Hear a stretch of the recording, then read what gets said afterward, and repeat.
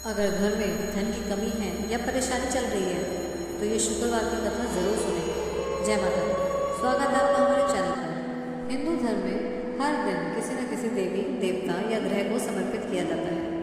धार्मिक मान्यताओं के अनुसार सुनिश्चित दिन पर किसी देवी देवता की पूजा करने से जातकों को विशेष लाभ मिलता है। इसके अलावा सनातन धर्म में ग्रह पूजा का भी विशेष महत्व है। सनातन परंपरा के अनुसार शुक्रवार का दिन बहुत ही शुभ और फलदायी माना जाता है। यह दिन विशेष रूप से माँ लक्ष्मी, माँ संतोषी, माँ वैभव लक्ष्मी और शुक्र ग्रह की पूजा के लिए उत्तम होता है। इस दिन व्रत रखने से व्यक्ति के जीवन की आर्थिक तंगी, पारिवारिक परेशानियाँ और मानसिक तनाव दूर होते हैं। ऐसे में आइए जानते हैं शुक्रवार के दिन इनकी पूजा करने का क्या धार्मिक महत्व है और क्या मिलता है लाभ।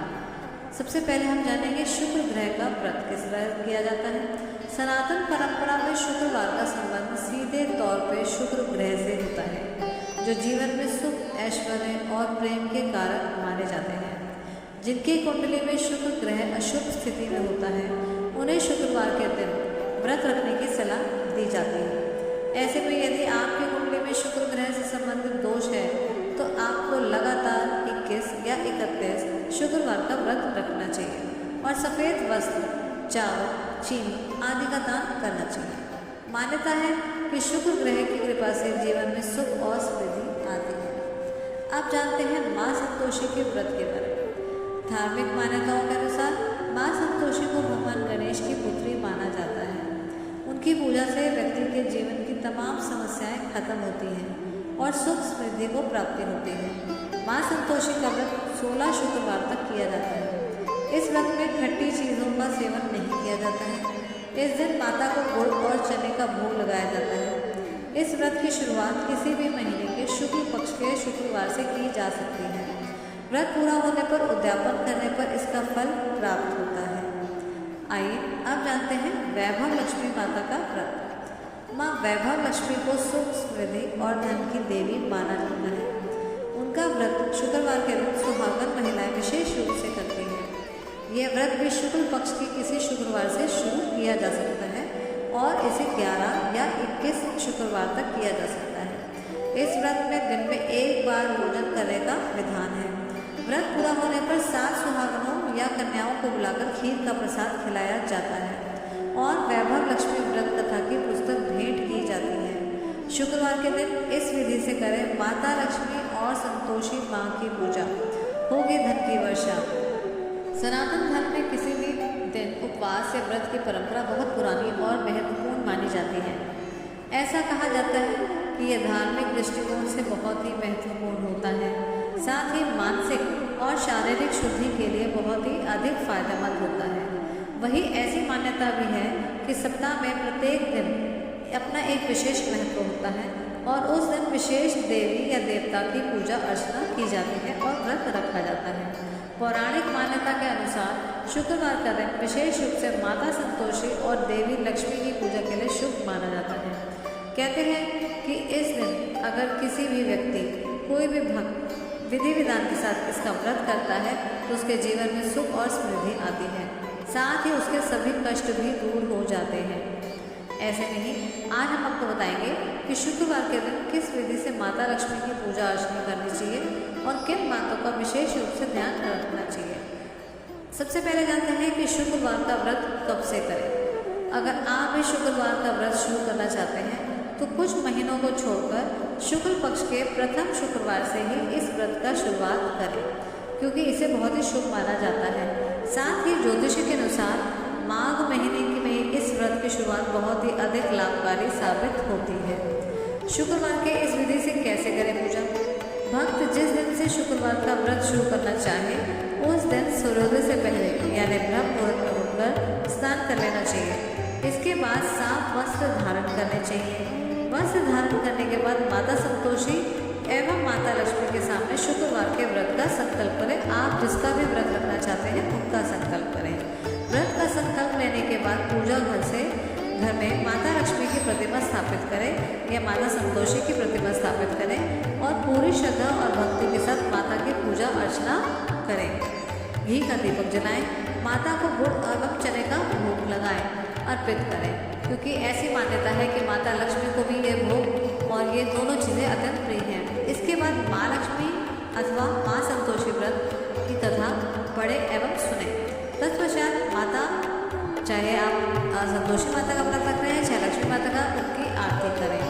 शुक्रवार व्रत के दौरान भक्त को खटाई यानी खट्टे पदार्थ जैसे इमली, दही आदि का सेवन करने से बचना चाहिए। साथ ही इस दिन घूमकर भी नमक का सेवन नहीं करना चाहिए, क्योंकि ऐसा करने से व्रत का संकल्प टूट सकता है। इसके अलावा आप अगर संतोषी माता और देवी लक्ष्मी की कृपा चाहते हैं तो ध्यान से शुक्रवार के दिन लाल रंग के वस्त्र धारण करें, क्योंकि यह भी बहुत ही शुभ माना जाता है।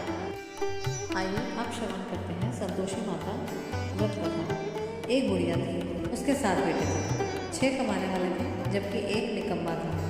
बुढ़िया 6 बटों की रसोई बनाती, भोजन कराती और उनसे जो जूठन बच जाती वह साथियों को दे देती।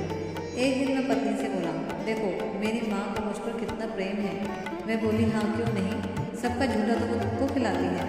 वह बोला, ऐसा नहीं हो सकता, मैं जब तक आंखों से न देख लूँ मैं मानूंगा नहीं। बहू हंसकर बोली, देख लोगे तो तब मानोगे ना, तो चलो ठीक है देखो। कुछ दिन बाद त्यौहार आया। घर में 7 प्रकार के भोजन और चूरमे के लड्डू बने। वह जांचने को सिर दुखने का बहाना करके पतला वस्त्र ओढ़कर रसोई घर में सो गया। वह कपड़ों से सब देखता रहा। 6 भाइयों का भोजन करने आए। उसने देखा माँ ने उनके लिए सुंदर आसन बिछाया, नाना प्रकार की रसोई परोसी और आग्रह करने पर उन्हें जमाया। वह देखता रहा। 6 भोजन करके उठते चले गए।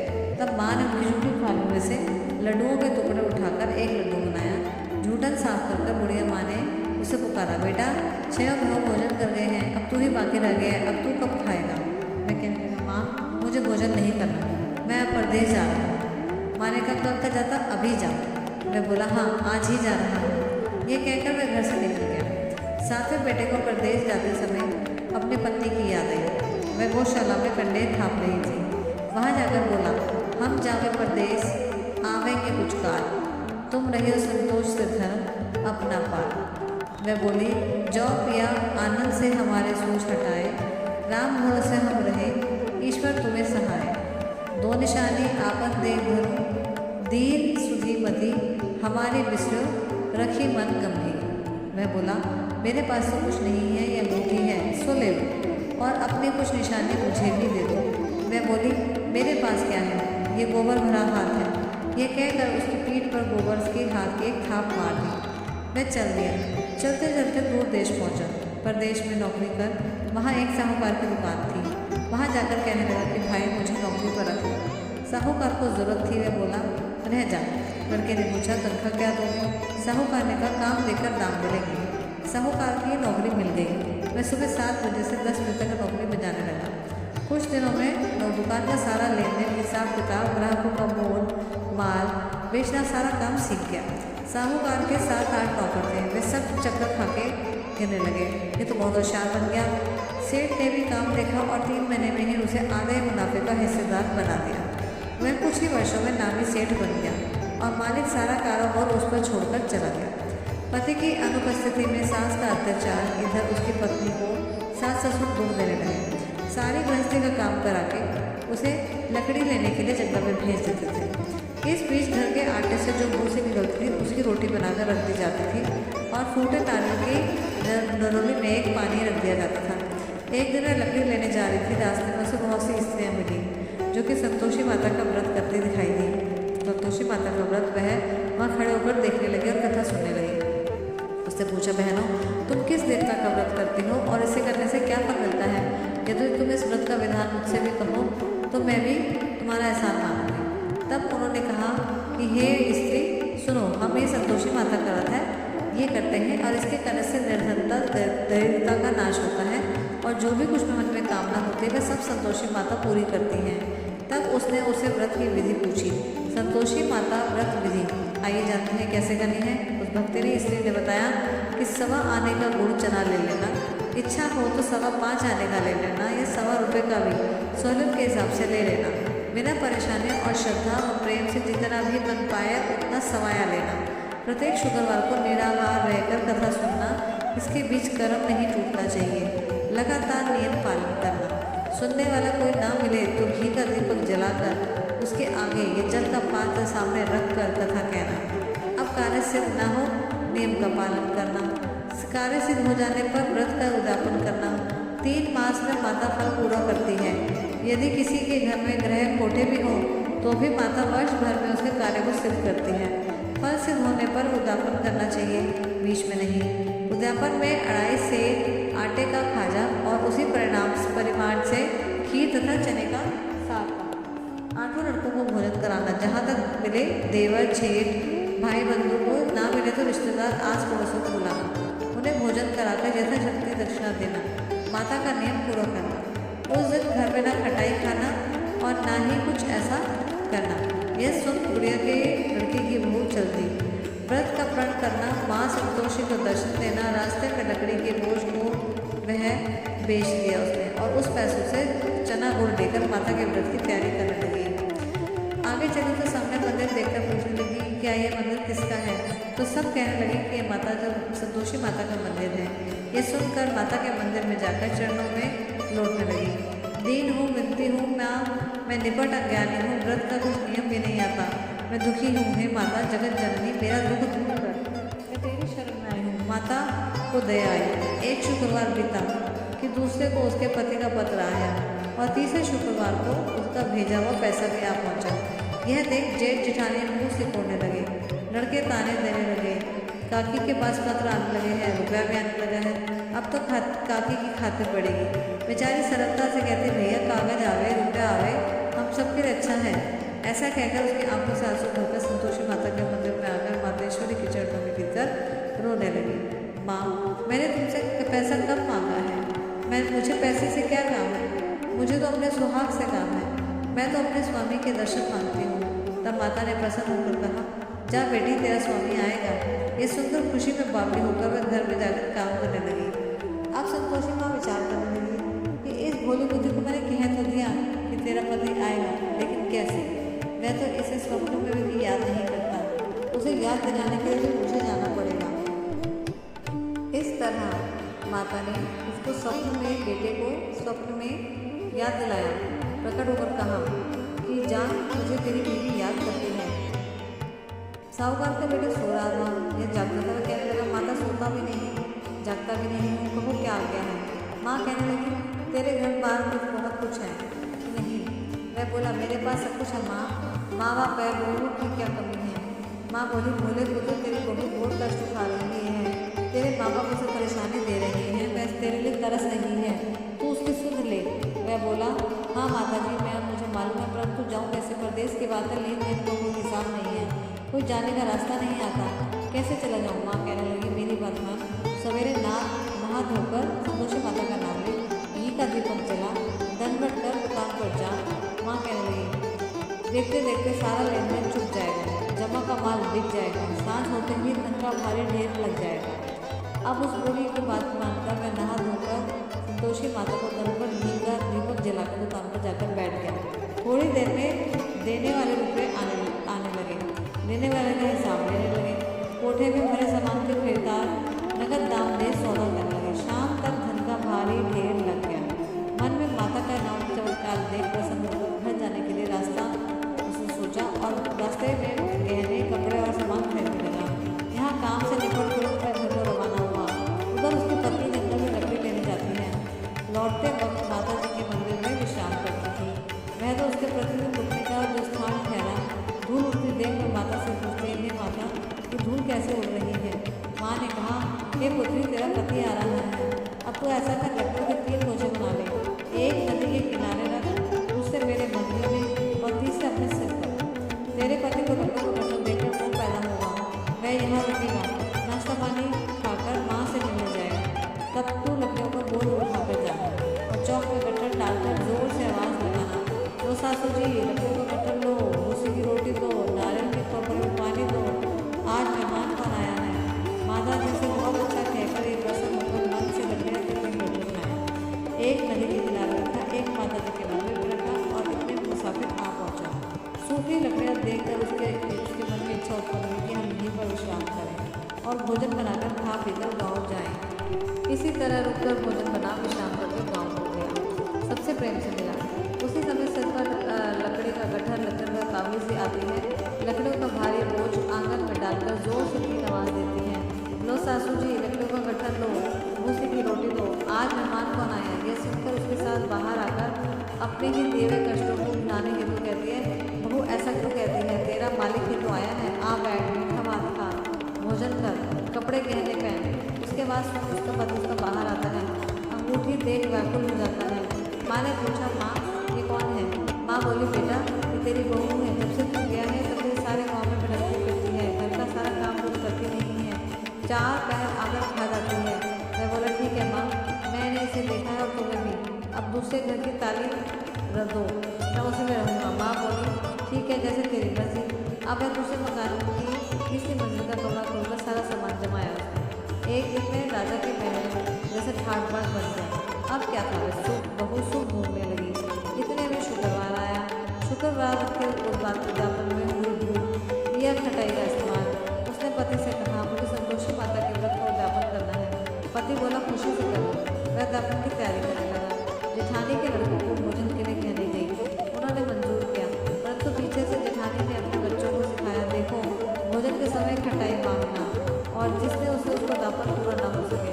लड़के जितने खीर खाना पेट भर खाया, परंतु बाद में खाते हुए कहने लगे, हमें खटाई दो, खीर खाना हमको नहीं भाता, देखकर अरुचि होती है। वे कहने लगे, भाई खटाई किसी को नहीं दी जाएगी, ये तो संतोषी माता का प्रसाद है। लड़के उठ खड़े हुए, बोले, पैसे लाओ। भोली बहू कुछ नहीं जानती थी, उन्हें पैसे दे दिए। लड़के उसी समय हट करके इमली खटाई से खाने लगे। ये देखकर बहू पर माता जी ने कोप किया। राजा के दूत उसके पति को पकड़ कर ले गए। जेठ जेठानी मन माने वचन कहने लगे, लूट लूट कर सारा धन इकट्ठा कर लाए थे, बस अब सब मालूम पड़ेगा, अब जब रईस के माल खाएगा तो पता चलेगा। बहू से ये सहन न हुआ। माँ संतोषी से भी माँ की माफ़ी रोती हुई माता जी के मंदिर गई। कहने लगी, हे माता, तुमने क्या किया, हंसा कर अपने भक्तों को बुलाने लगी हो। माता बोली, बेटा तुमने उद्यापन करते वक्त मेरा व्रत भंग किया है। मैं कहने लगी, माता मैंने कुछ भी अपराध किया है, मैंने तो भूल से रघु को पैसे दिए थे, मुझे क्षमा करो, मैं फिर भी तुम्हारा उद्यापन करूँगी। माँ बोली, अब भूल मत करना। वे कहती है, अब भूल नहीं होगी, अब बतलाओ वह कैसे आवेंगे। माँ बोली, जा पुत्री, तेरा पति तुझे रास्ते में आता मिलेगा। वह निकला और राह में उसे पति आता हुआ मिला। वह पूछे, कहाँ गए थे। तो वह कहने लगा कि इतना जो धन कमाया उसका टैक्स राजा ने मांगा था, वह भरने गया था। वह प्रसन्न होकर बोली, भला हुआ, अब घर को चलो। कुछ दिन बाद फिर शुक्रवार आया, फिर किया व्रत का उद्यापन, और वह बोली, मुझे फिर माता का उद्यापन करना है। पति ने कहा, करो। बहू फिर जेठ के लड़कों को भोजन को कहने गई। जेठानी ने 1-2 बातें सुनाई और सब लड़कों को सिखाने लगी, तुम सब लोग पहले से ही खटाई मांग लेना। लड़के भोजन से पहले कहने लगे कि हमें खीर नहीं खाना, हमारा जी बिगड़ता है, कुछ खटाई खाने को दो। वह बोली, खटाई किसी को नहीं मिलेगी, आना है तो आओ, नहीं तो वह ब्राह्मण के लड़कों को बुलाकर घर में भोजन करा लेगी। यथाशक्ति दक्षिणा देकर उसने ब्राह्मणों के बच्चों को बुलाया और उन्हें एक दक्षिणा में फल भी दिया। संतोषी माता प्रसन्न हुई। संतोषी माता का फल माता की कृपा होते ही 9वें मास में उसके यहाँ चंद्रमा के समान सुंदर पुत्र प्राप्त हुआ। पुत्र को पाकर प्रतिदिन माता जी के मंदिर को जाने लगी।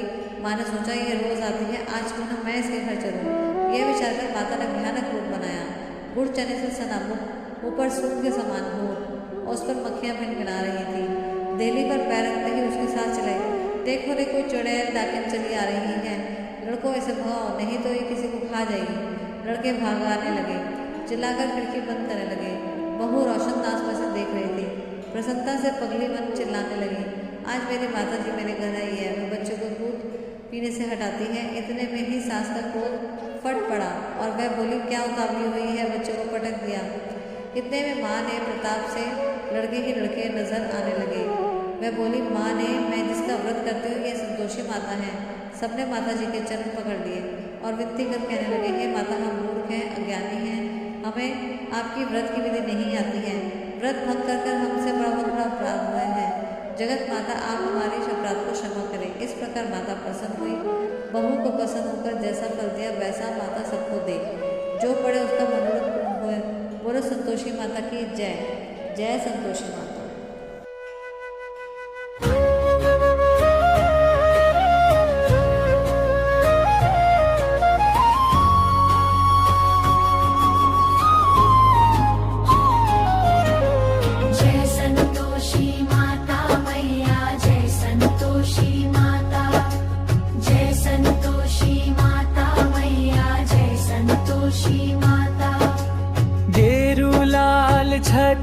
छवि बदन कमल सोहे, मंद हस्त करुणामयी त्रिभुवन जन मोहे। जय संतोषी माता मैया, जय संतोषी माता, जय संतोषी माता मैया, जय संतोषी माता। सुंदर चीर सुनहरी माँ धारण किन्हो, हीरा पन्ना दम के तन श्रृंगार लीन हो। जय संतोषी माता मैया, जय संतोषी माता, जय संतोषी माता मैया, जय संतोषी माता। अपने सेवक जन की सुख संपत्ति दाता, वर सिंहासन बैठी चंवर धूरे प्यारे, धूप दीप मधुमेवा भोज धरे न्यारे। जय संतोषी माता मैया, जय संतोषी माता। गुड़ अरुचना परम प्रीता में संतोष कियो, संतोषी कहलाई भक्तन वैभव दियो। जय संतोषी माता मैया, जय संतोषी माता, जय संतोषी माता मैया, जय संतोषी माता। शुक्रवार प्रिया मानत आज दिवस सोही, भक्त मंडली छाई कथा सुनत मोही। जय संतोषी माता मैया, जय संतोषी माता। मंदिर जगमग ज्योति मंगल ध्वनि छाई, बिने करे हम सेवक चरणन सिर नाई। जय संतोषी माता मैया, जय संतोषी माता, जय संतोषी माता मैया, जय संतोषी माता। भक्ति भावमय पूजा अंगीकृत कीजय, जो मन बसे हमारे इच्छित फल दीजय। जय संतोषी माता मैया, जय संतोषी माता। ध्यान धरे जो तेरा वांछित फल पायो, पूजा कथा श्रवण कर घर आनंद आयो। जय संतोषी माता मैया, जय संतोषी माता, जय संतोषी माता मैया, जय संतोषी माता। चरण गहे की लज्जा रखियो जगदम्बे, संकट तू ही निवारे दयामयी अम्बे। जय संतोषी माता मैया, जय संतोषी माता। दुखी दरिद्री रोगी संकट मुक्त कीरे, बहुधन धन्य भरे घर सुख सौभाग्य दिए। संतोषी माता की आरती जो कोई जन गावे, रिद्धि सिद्धि सुख संपत्ति जी भर के पावे। जय संतोषी माता मैया, जय संतोषी माता। जय संतोषी माता मैया, जय संतोषी माता।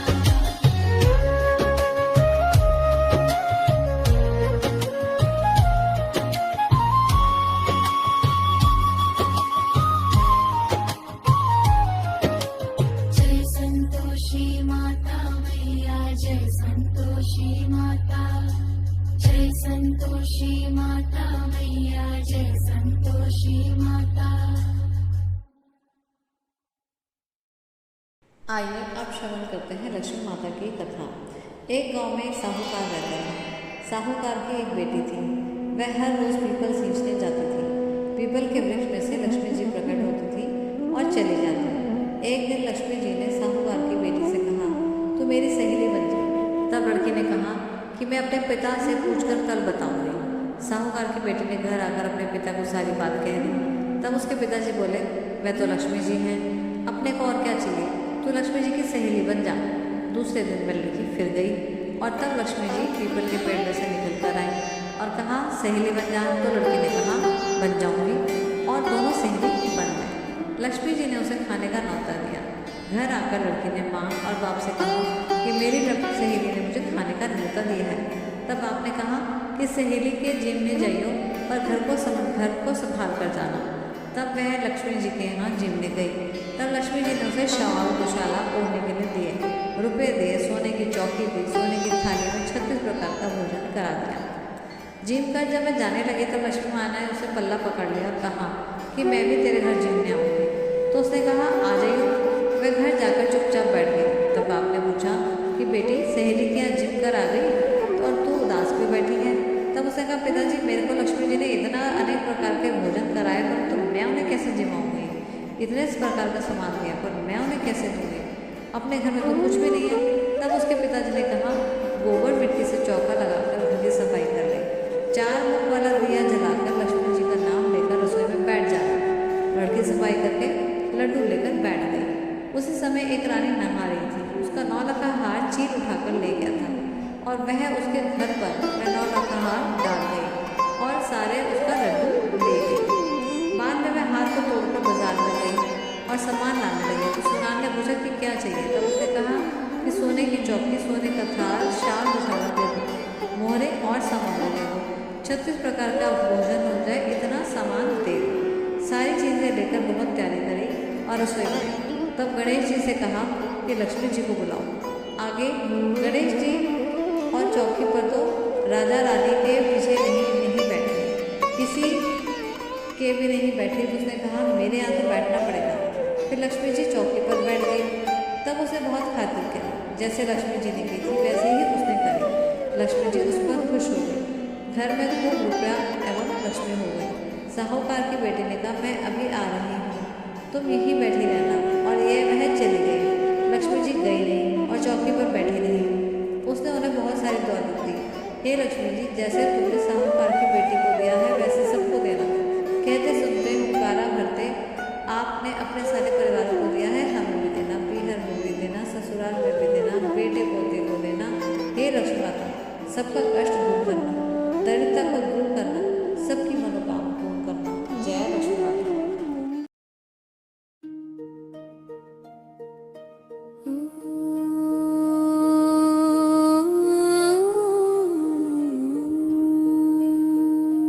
ओम जय लक्ष्मी माता,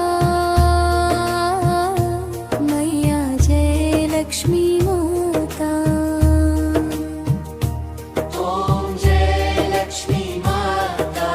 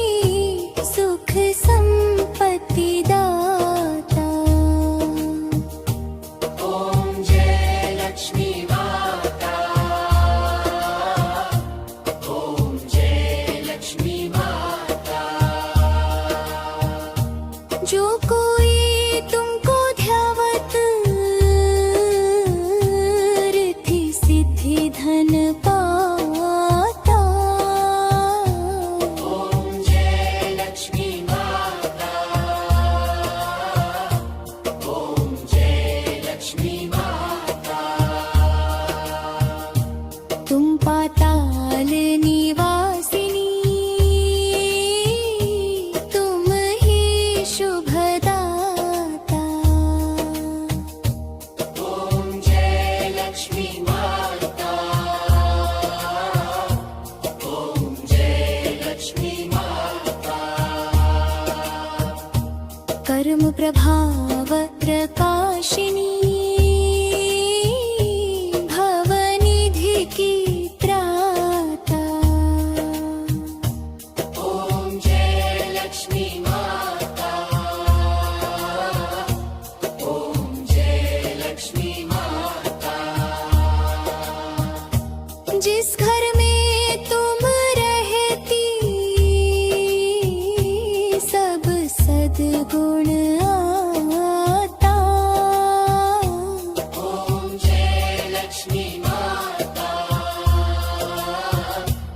ओम जय लक्ष्मी माता। सब संभव हो जाता